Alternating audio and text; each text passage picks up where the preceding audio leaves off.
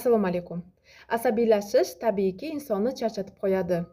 Agarda sizda ham doimiy asabiylik bo'lsa, unda meni diqqat bilan eshiting.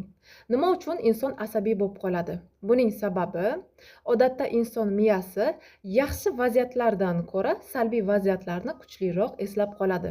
Hamda inson miyasi odatda muammolar haqida o'ylashga odatlangan.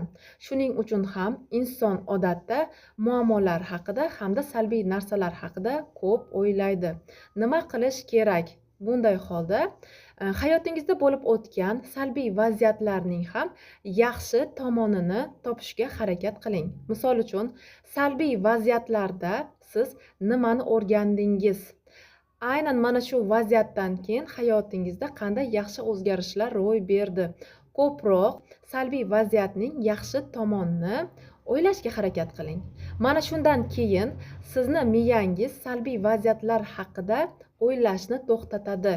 Chunki inson miyasi faqat salbiy vaziyatlarni kuchliroq eslab qoladi. Ya'ni siz bunda salbiy vaziyatlarning ham yaxshi tomonini ko'rishni boshlaganingizda miya bunday holatni qo'yib yuboradi. Chunki bu vaziyat endi siz uchun salbiy holat emas.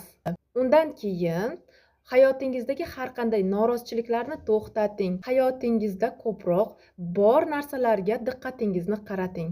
Siz qanchalik hayotingizda yo'q narsalar haqida o'ylashni to'xtatib, ko'proq bor narsalarga diqqatingizni qaratganingiz sari sizni ko'nglingiz xotirjam bo'lishni boshlaydi. Natijada sizni ko'nglingiz xotirjam bo'lganidan keyin siz asabiylikdan xalos bo'lishni boshlaysiz.